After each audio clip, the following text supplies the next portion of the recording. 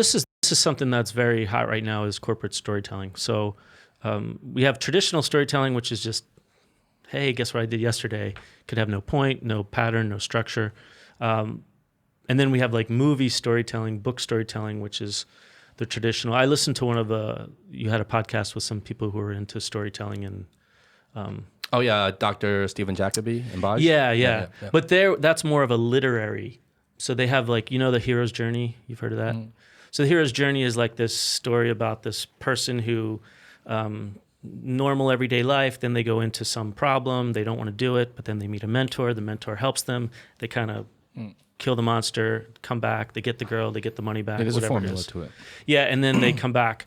That's good for Hollywood stories or, Matrix follows that, Harry Potter follows that, Star Wars. Literally every story follows that, right? Karate Kid. It's all that Mr. Miyagi, the mentor, Yoda's the mentor, Neo. You have this everywhere. And that's good for that, but for corporate, it doesn't always do that much. So with corporate storytelling, you want to find out, again, what your change is. What do I want to do? Do I want to have them feel a little bit of what could happen if they don't, a little fear? Or do I want to raise up some like bonding emotional thing where it's like oxytocin? You've heard of oxytocin. They call it the love drug or the cuddle drug, but yeah, which makes them feel good. Do we want that? Do we want to inspire them? So you kind of figure out what you want to do, and then you find a story that fits into that narrative. Interesting, because before even what I'm doing now, I was also in the agency world, and obviously in that world, it's also constant presentations, right? Yeah. And one thing that I used to always say that because I never studied anything about presentations. I come from a filmmaking background solely. And I remember when creating these creative presentations, I was thinking, and talking to my coworkers and stuff like that, I was thinking, we should lay this out like a story, and it should feel like, don't just throw like 500 words on a page with an image and explain everything. You break that up into 10 pages and, you know what I mean? And build it up, and make it feel like it's like a story. And then you have the climax and you have like the ups and downs and stuff like that. And I used to relate it to storytelling because that's what I studied, filmmaking. And I found that technique work. I just didn't know that it was really like a thing, Yeah. So maybe an easier way to remember that whole situation is there's an acronym SHORT, like short story. So each letter stands for a different part. So S stands for the situation. And there's also a word that begins with a C for each one, that if you remember those, that's actually the most important part, but it's hard to remember. So situation, that's more the context. So like lay it out first. 12 years ago, I was in Maui, and you start off, we know the context, we know what's happening. Then we have H, hero, which is character. And we kind of know, okay, we tell something about yourself, where you are in life, what you were thinking, how you were feeling at the time, what was going on.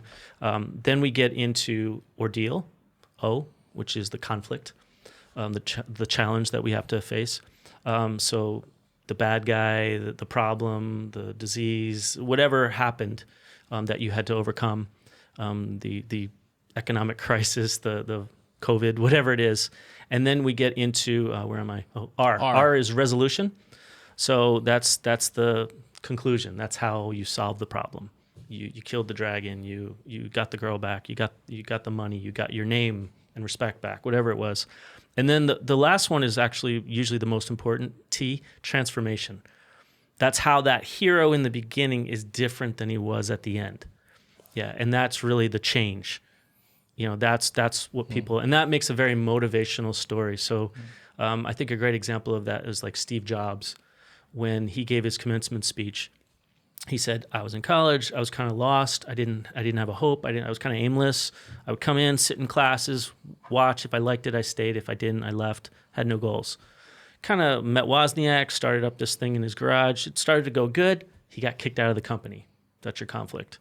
What am I going to do? He started to wonder, should I go back to college? Maybe I wasn't made for business. Maybe I should do something else.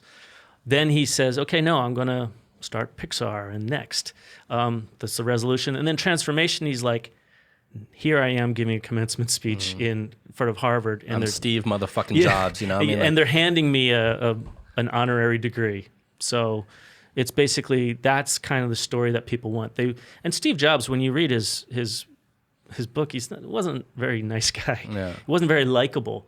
But because he gave that vulnerability, that conflict, and how he had grit and character and overcame it, there's a respect, a props kind of thing. Whereas like if you have I'm not talking politics, I'm just saying if you have a Donald Trump kind of guy who starts off rich and famous and just got more rich and famous, we go, where's the story? Like, Yeah, where's the ordeal? Where's the adversity you had to overcome, right? yeah, and I think he knew that, and at one point he says, no, I got a modest loan of $1 million. I had to struggle, and everyone's like, you don't, At a modest loan. you don't get it. Yeah, you don't get My it. hairline. Yeah. Well, I never really thought about that way when you're talking about the Steve Jobs commencement speech, because that's a speech that's one of my all-time favorite videos to watch. Oh, nice. On YouTube, right? But do you think Steve Jobs knew, we're talking about the storytelling and breaking it down, chapter and chapter and how it progresses. Do you think he wrote that speech that way, knowing that about storytelling, or do you think it just happened to be that way? I mean, I didn't know him personally, but Pixar is all about that hero's journey. And so that whole, if you look into, So he knew up exactly Pixar, what he was doing with that speech. Yeah, whether it was learned or innate, we don't know. Right. Yeah. Yeah. But just putting things into that kind of story sometimes works. So I'll give you an example. I was working with a president of a company here, and it's like a giant multinational company. They're all over the place. And so he was going to do this interview where they would ask him a few canned, pre-selected questions, and he would answer them, and he would introduce himself to all the branches around the world. So it was like tens of thousands of people would see this. This was a chance for him to move up within his company, to maybe be, the CEO somewhere else. So it was a big deal for him how he came across.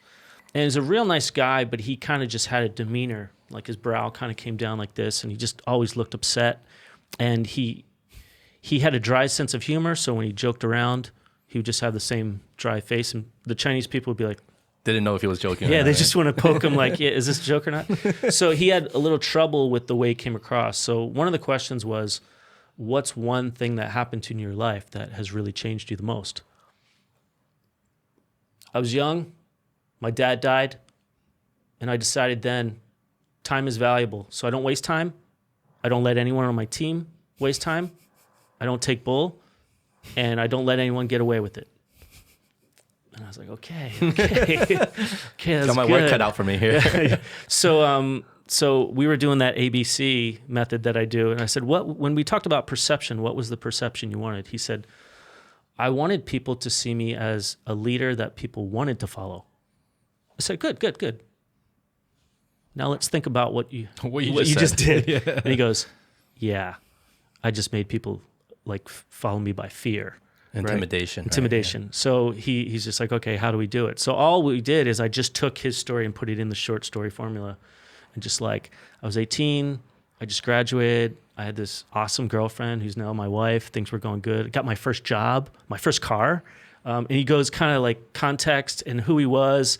I was on top of the world, everything was great. Then, ordeal. Then I got a phone call. My dad's got 2 weeks to live. A little pause, dramatic pause, right? Dramatic pause. And then he's just it's like a rug just got pulled out from under me. I didn't know what to do. I didn't know what to think. I didn't know what to, everything. I started questioning everything. But after that, when I got my wits back, I realized that life is short. We have to treasure everything. And I realized that my family came first. And I realized that my work, the people I work with, they're also my family. And then it became like this, you wanted the music Slow going in the clap. background. Yeah. People like wiping the tears from their face, Yeah. right? Yeah. And Huge difference. Doing the slow clap, Yeah. the stand-up slow clap that gradually builds. And then it was every relationship, every colleague is my family. And I treasure my relationship with them and the time I have with them. And that's how you take just some facts and you just kind of rearrange them, add a little drama. Glitz and glamour, yeah. Well, this is gold. This It is is, gold it right is. now. Yeah.